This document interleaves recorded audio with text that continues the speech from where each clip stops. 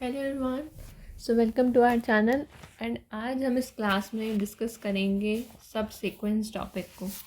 Late us get started. What is a subsequence? सब sequence की अगर define की बात करें तो इट्स वेरी सिंपल। देखो, whenever a sequence of a real number is strictly increasing sequence of natural number and this sequence, जैसे ये देखो, हम ले लेते हैं यहाँ दे रखा है कि x जो है xn को एक सीक्वेंस है रियल नंबर का, और n1 n2 n3 एंड ये देखो, ये हमारे किस में स्ट्रिक्टली इंक्रीजिंग सीक्वेंस है नेचुरल नंबर की। तो ये जो सीक्वेंस है x डैश जो सीक्वेंस है जिसे हम दे सकते हैं xn के, तो it can be xn1 xn2 xn3, ये इसके टर्म्स हैं। इसी को हम सब सीक्वेंस कहते हैं। सीक्वेंस है xn और ये n1 n2 nk, ये एक स्ट्रिक्टली इंक्रीजिंग सीक्वेंस है नेचुरल नंबर की। अब जो ये सीक्वेंस है nk तक x डैश, इसको हम सब सीक्वेंस कहेंगे, राइट। अब हम एग्जाम्पल से देखते हैं। देखो एग्जाम्पल देखते हैं, जैसे ये सीक्वेंस दे रखी है x, ठीक है। अब इसमें हम ले लें selection of even index terms. So subsequence क्या प्रोड्यूस होएगी? 1/2 1/4 इवन टर्म्स लेने हैं, जहाँ पर n1 क्या है, एक नेचुरल नंबर है, n2 क्या है, वो भी एक नेचुरल नंबर है 4, nk क्या है 2k, ठीक है। तो ये नेचुरल नंबर है। अब कुछ और सब सीक्वेंसेस की बात करें, सीक्वेंस हो गई 1/n, तो इसी की ये तो हमने जैसे सीक्वेंस लिए एग्जाम्पल, इसमें हमने इवन लिए। अब फॉर एग्जांपल हम ले लें कि अदर सब सीक्वेंस 1/n के, ये 1/n थी ना सीक्वेंस, ये तो हमने एक एग्जांपल में लिया था। अभी हमने सीक्वेंस की सिर्फ इवन लेने हैं। अगर और एग्जांपल चाहिए तो जैसे लेट से हम और लेते हैं, तो 1/3 1/5 1/2k-1।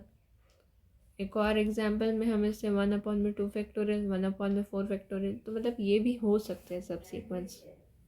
अब कौन सब सीक्वेंस नहीं हो सकते? तो कौन सब सीक्वेंस नहीं हो सकते? जैसे देखो 1/2 1 1/4 1/3। अब यहाँ पे स्ट्रिक्टली इंक्रीजिंग वाला पैटर्न नहीं बन रहा है, बिकॉज जो नेक्स्ट टर्म है इस सीक्वेंस का वो स्ट्रिक्टली इंक्रीजिंग नहीं है।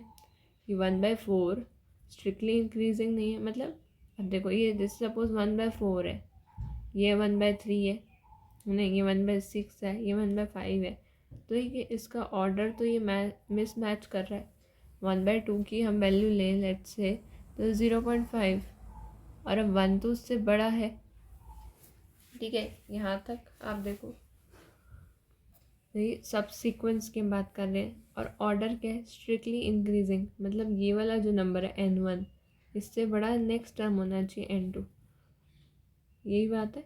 देखो जैसे सीक्वेंस है, लेट से ये सीक्वेंस दे रखे है xn, और n1 n2 n3 and nk, इनका ऑर्डर तो स्ट्रिक्टली इंक्रीजिंग होना चाहिए। अब जो सब सीक्वेंस में थे उनमें ऑर्डर अगर देखा जाए, तो ये 1/3 1/5, ये इंक्रीजिंग ऑर्डर है ना, इंक्रीजिंग ऑर्डर है, बढ़ता हुआ ऑर्डर है। ओके, नाउ नेक्स्ट देखो एग्जाम्पल 1 0 1/3 0 1/3 0। तो ये कैसा ऑर्डर है? यहाँ पे ज़ीरो की हम बात करें तो वो तो नेचुरल नंबर ही नहीं है, zero is not a natural number, तो ये तो सीक्वेंस में कैसे ही आएगा। और देखो स्ट्रिक्टली इंक्रीजिंग में भी सिंपल बात है, वो ये कह रहे हैं कि जो ऑर्डर है यहाँ पे आप देखिए, देखो यहाँ पर आप देखिए जो n1 n2 n3 nk, इनका ऑर्डर स्ट्रिक्टली इंक्रीजिंग बोला गया नेचुरल नंबर में। और अब यहाँ पर अगर जैसे 1/n है ये सीक्वेंस, तो इसमें देखो ये 2 नेचुरल नंबर है, तो ये पहला टर्म, फिर ये 1 है, फिर ये 4 है, ये नेचुरल नंबर है, तो इनका ऑर्डर बराबर नहीं है ना। मतलब कोई इससे बड़ा है, फिर नेक्स्ट टर्म छोटा है, प्रॉपरली इंक्रीजिंग सीक्वेंस नहीं बन रहा है n1 n2 n3 and n4 and so on up to. So I hope it's clear. अब आगे बढ़ते हैं। तो अब नेक्स्ट थ्योरम देखते हैं कि इफ़ अ सीक्वेंस, अगर कोई सीक्वेंस कन्वर्ज करती है रियल नंबर पे, तो उसके जो सब सीक्वेंस है वो भी कन्वर्ज करेगी। अब इस बात का हमें प्रूफ चाहिए, भी साबित करो ये बात कि अगर कोई एक सीक्वेंस है वो कन्वर्ज करती है, सपोज एक्स, लेट से एक्स बोल सकता है, एल बोल सकता है, कुछ भी आज स्टेटमेंट, और सब सीक्वेंस भी कन्वर्ज करती है, तो प्रूफ कैसे करना है? सबसे पहले हम मान लेते हैं, करना क्या है माइंड में सेट करते हैं, हम इसे अपसाइलन ले लेते हैं, लेट अपसाइलन ग्रेटर देन 0, पहली लाइन लिख दी। अब ये वाली थ्योरम आ जाए ताकि ये पक्की हो जाए हमारी। और अब नेक्स्ट हम लिखते थे लेट के अपसाइलन बी सच दैट कि n is greater than equal to के अपसाइलन। सो हम ले रहे हैं कि अपसाइलन हम लिखते थे ग्रेटर देन 0 और कोई के अपसाइलन है, लेट के epsilon such that if n is greater than equal to k epsilon, then statement क्या होती है भाई, xn minus x mod less than epsilon, epsilon से छोटा होगा।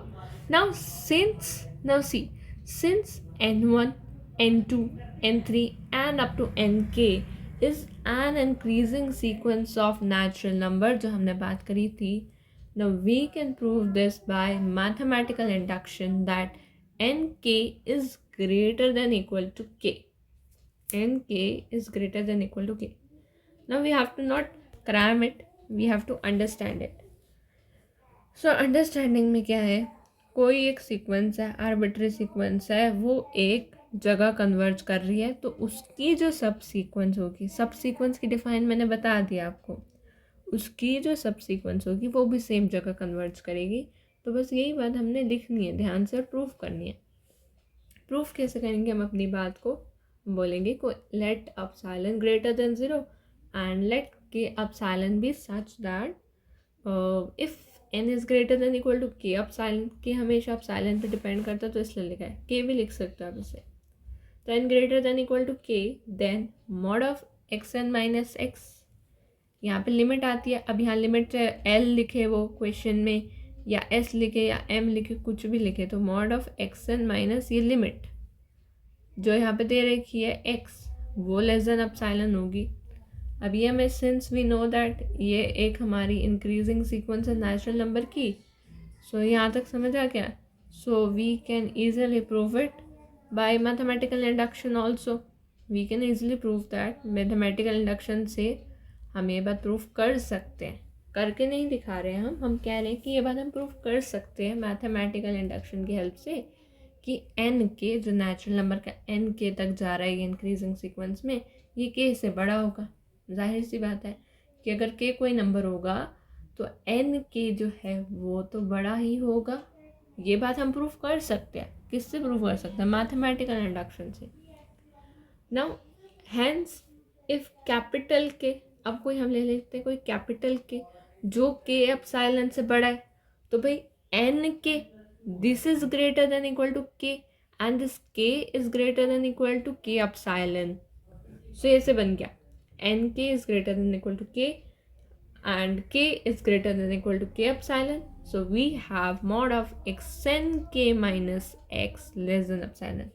पहले हमने लिखा था सिर्फ xn माइनस x, अब यहाँ बात आ गई xn k माइनस x, वही same limit, this is less than epsilon, क्योंकि n के जो है वो k से बड़ा हो गया ना भाई, n के अपसाइलन से बड़ा था, देखो n के अपसाइलन से बड़ा था।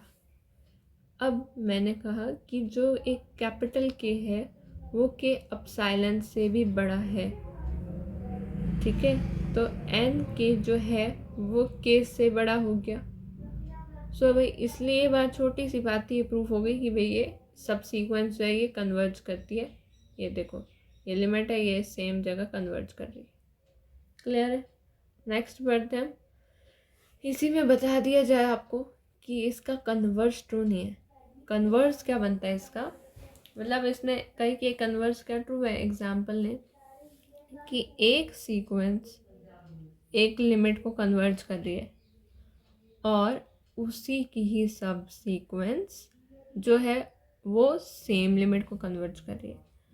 तो अब इसको अगर हम उल्टा करके सोचें, रिवर्स करके सोचें कि अगर हम कह लें वी से कि एक सीक्वेंस है वो जिस लिमिट को कन्वर्ज कर रही है उसकी सब सीक्वेंस भी सेम लिमिट को कन्वर्ज कर रही है।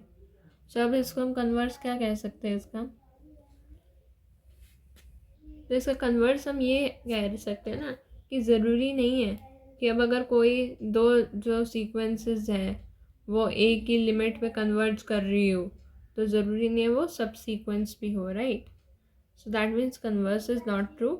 हम एग्जाम्पल ले लेते हैं जैसे कि माइनस का 1 की पावर n, बहुत अच्छा एग्जाम्पल है, हमेशा काम आता है।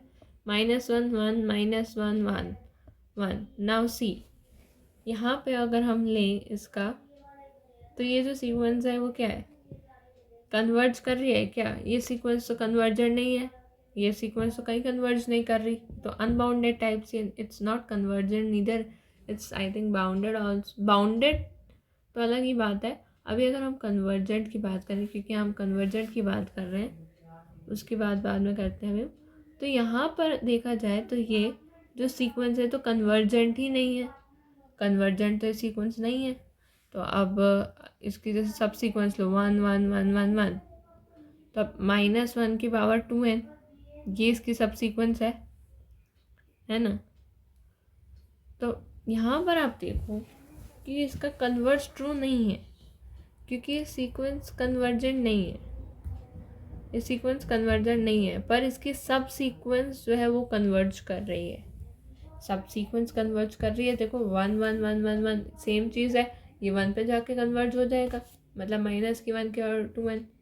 तो भाई सब सीक्वेंस जो है उसकी जो लिमिट है यानी वो कन्वर्ज कर रही है, वो सब सीक्वेंस की है ऐसा ज़रूरी नहीं है क्योंकि इसकी सीक्वेंस तो कन्वर्जेंट है ही नहीं। चलो अब एग्जाम्पल्स पे अब हम बढ़ते हैं, right. Now moving towards our first example, first most example कि limit of B N equals to 0 and B जो है वो 0 से बड़ा है 1 से छोटा है। So let consider the sequence B N. Now clearly X N is a decreasing sequence. Why decreasing sequence? Because it's greater than 0 and 1 से छोटा है। तो by monotone convergence theorem this X N is convergent. Monotonous convergent theorem के according X N is convergent. अब हम बात करते हैं, लेट करते हैं, बात क्या करते हैं, सीधा हम लेट करते हैं कि एक्स एन कन्वर्ज कर रही है एक्स को। अब कंसिडर द सीक्वेंस एक्स की 2n which is 3 2n, sorry एक सेकंड, देखो एक्स एन जो है वो एक्स को कन्वर्ज कर रही है, ठीक है। तो एक्स एन जो एक्स को कन्वर्ज कर रही है, इतनी बात समझ आ गई। अब इसका हम एक सब सीक्वेंस लेते हैं, हम लिमिट निकालने की कोशिश कर रहे हैं ना x2n। अब इसकी जो लिमिट होगी वो लिमिट और ये लिमिट, सीक्वेंस की लिमिट सब सीक्वेंस की लिमिट बराबर होगी। तो अब x2n की है तो ये b2n से हम लिख सकते हैं ना, b की पावर n का स्क्वायर, तो xn का स्क्वायर आ गया। अब देखो लिमिट x की 2n equal to limit xn का स्क्वायर लिमिट एक्स एन का whole square equal to b का स्क्वायर। तो this b equals to b square, then यहाँ पे इधर आ जाएगा ये बी 1 माइनस बी, माइनस होगा ना बेटा, देखो बी माइनस बी स्क्वायर, तो b 1 minus b equal to 0, so b is 0 और 1 and since x N is decreasing sequence and bounded above, decreasing भी है बाउंडेड अबव भी है, तो बी की वैल्यू 0 हो गई, ठीक है। ऐसे ही दूसरा देखो, मान लो इसकी लिमिट निकालनी हो तो अब इसमें भी हम इसके सब सीक्वेंस को घुसा लेते हैं। पहले तो हम कहते हैं कि MCT से ZN जो है कन्वर्जेंट है, MCT से ZN कन्वर्जेंट है। अब ZN कन्वर्जेंट है तो इसकी सब सीक्वेंस ले लो, सब सीक्वेंस भी सेम जगह कन्वर्ज करेगी, सब सीक्वेंस और सीक्वेंस की लिमिट तो सेम है। तो अब ये Z की पावर 1/2, now Z square equal to Z, now Z जो है वो 0 आ गया 1 आ गया, एंड यहाँ पर आप देखें तो ये भी डिक्रीजिंग था सीक्वेंस, इसलिए Z की वैल्यू यहाँ पर 1 है।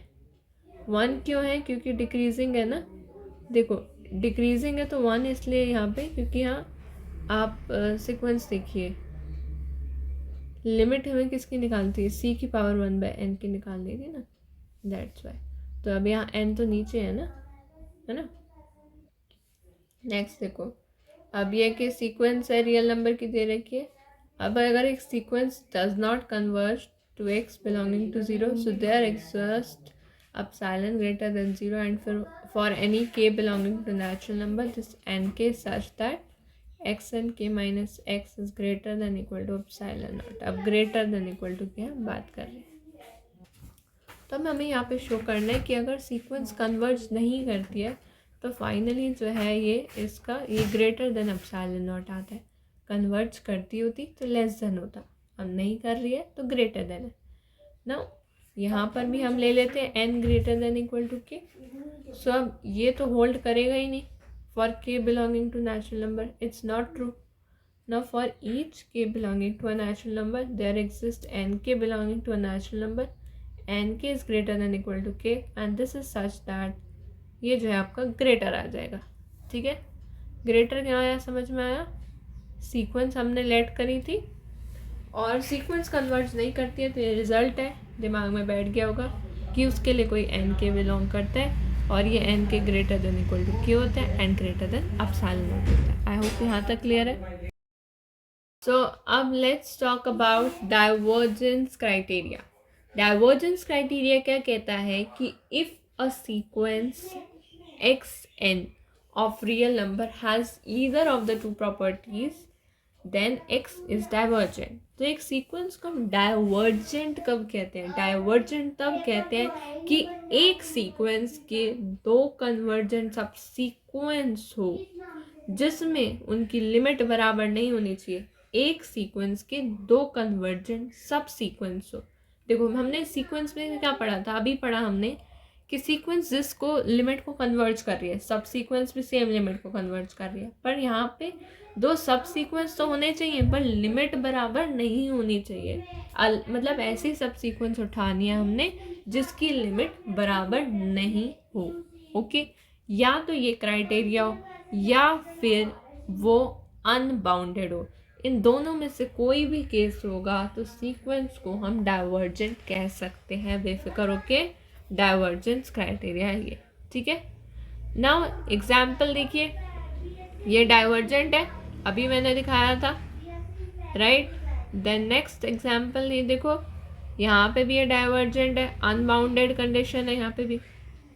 ये साइन एन वाला देखो, ये भी डाइवर्जेंट है। इसको रिकॉल करने के लिए देखो, साइन पाई बाई 6 देखो 5 पाई बाई 6 वैल्यू 1/2 होती है ना। अब यहाँ पर भी ये अगर हम इसका माइनस करें तो 2π/3 आ रहा है, ये 2 से बड़ा है, 2 से बड़ा नंबर है, ये पता है हमें।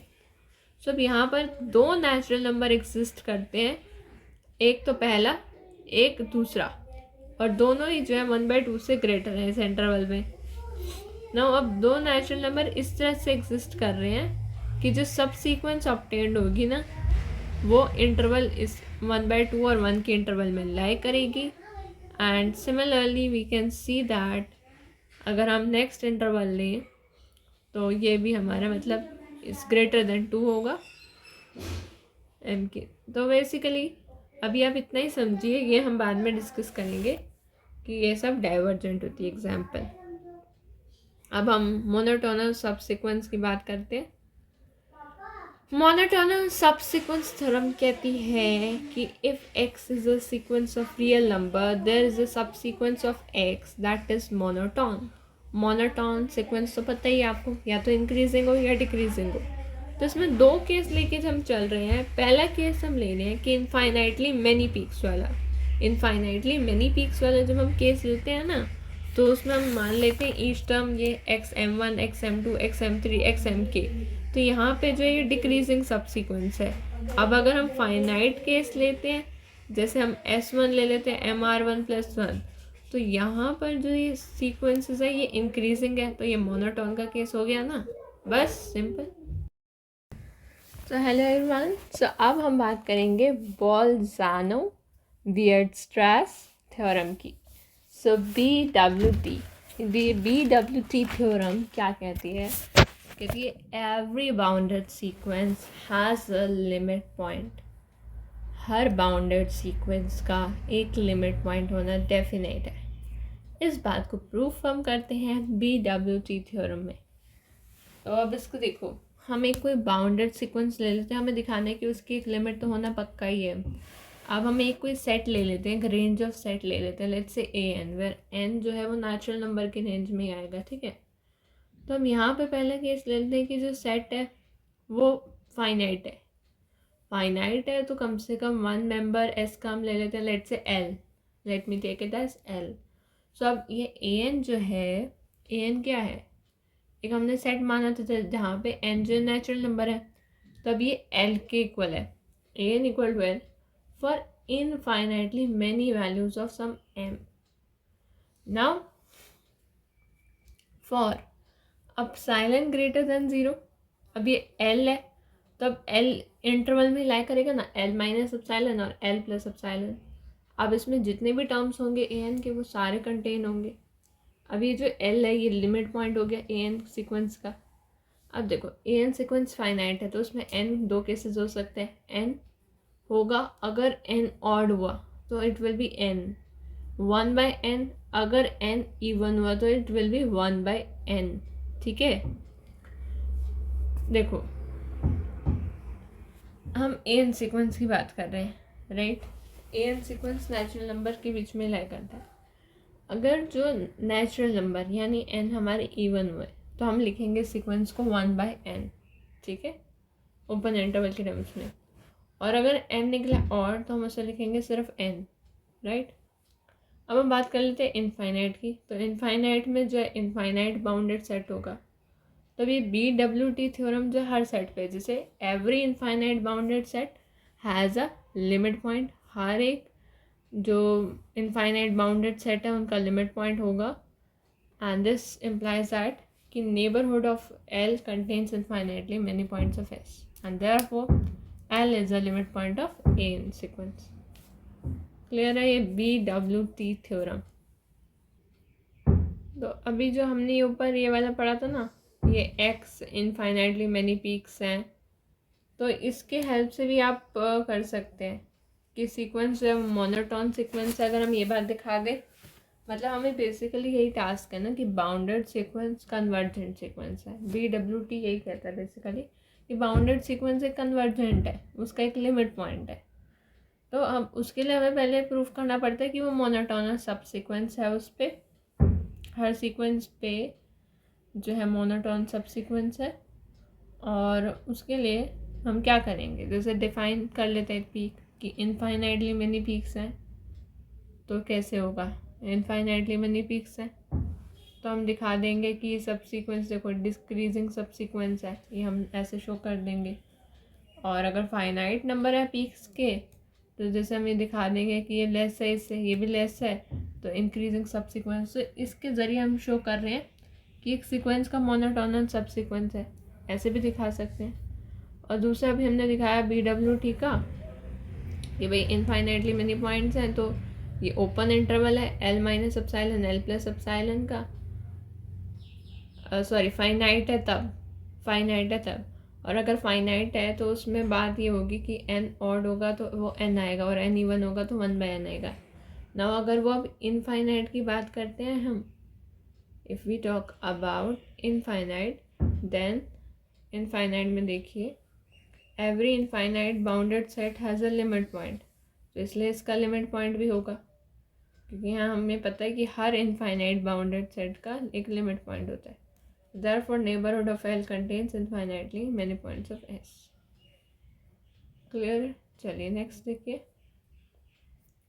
नेक्स्ट कहता है ये थ्योरम, क्या कहती है देखो, if X is in bounded sequence of a real number and कोई एक छोटा है X है जो रियल नंबर को बिलोंग करता है, ये तो एक बाउंडेड सीक्वेंस बता दी, तो हर जो सब सीक्वेंस है जो X को कन्वर्ट करता है, हर जो सब सीक्वेंस है जो X को कन्वर्ट करता है, तो उसका सीक्वेंस X कन्वर्ट करेगा, ठीक है ना। यानी कि अब हमें यहाँ पे दिखाना है कि अगर सब सीक्वेंस X कन्वर्ट कर रहा है X को, जहाँ पे जो ये सीक्वेंस है सब सीक्वेंस है बाउंडेड है रियल नंबर का, तो अब हमें शो करना है यहाँ पे कि अगर x converge to x, suppose कर लो m greater than 0 is a bound for sequence x। Bounded है तो हमें पता है mod of x less than m equal to m। अब अगर वो कन्वर्ज नहीं करता तब क्या होगा, हम मान लेते कन्वर्ज नहीं करता। So by the theorem C, theorem क्या है कि हमें पता है, देखो x जो है वो लेट कर लेते सीक्वेंस रियल नंबर का, एंड x अगर कन्वर्ज नहीं करता है तो कोई एग्जिस्ट करेगा, ये भी हमने पढ़ा था एप्सिलॉन नॉट ग्रेटर देन 0। तो इस केस में ये ग्रेटर देन नॉट 0 होगा for all k belonging to a natural number, ठीक है, अगर कन्वर्ज नहीं करता है। तो x डैश एक सब सीक्वेंस है, number m is also bound for x dash. तो अब BWT थ्योरम क्या कहती है कि हर बाउंडेड सीक्वेंस का एक लिमिट पॉइंट होता है। इसका मतलब x डैश इज कन्वर्जेंट सब सीक्वेंस, x डैश के कन्वर्जेंट सब सीक्वेंस है x double dash. So since x double dash is subsequence of x, it converges to x by hypothesis, and thus it terms ultimately that to epsilon neighborhood of x, contradicting to 1। ठीक है, समझ गए। देखो यहाँ पे यही बताना था हमें कि जो सब सीक्वेंस है x का कन्वर्ज कर रहा है अगर, तो उसकी सीक्वेंस भी कन्वर्ज करेगी। तो लेट हम कर लेते हैं कि भाई m है ग्रेटर देन 0 है, मतलब ये x एंड x सीक्वेंस है, बाउंडेड सीक्वेंस है, तो less than equal to m। अब हम मान लेते हैं ये जो x सीक्वेंस है कि कन्वर्ज ही नहीं करता है, कन्वर्ज नहीं करता है तो ये ग्रेटर देन एप्सिलॉन नॉट होगा, ग्रेटर देन एप्सिलॉन नॉट होगा, ये हम x की बात कर रहे हैं। अब x डैश उसके सब सीक्वेंस है x का, तो अब हमें we have to find the what number m which is also bound for x dash, right? तो BWT थ्योरम अभी हम पढ़ के आए हैं कि x dash has a convergent subsequence x double dash and x double dash is a subsequence, so it converges to x by hypothesis। Clear है? ठीक है, थैंक यू गाइस, इस लेक्चर में इतना ही रखते हैं।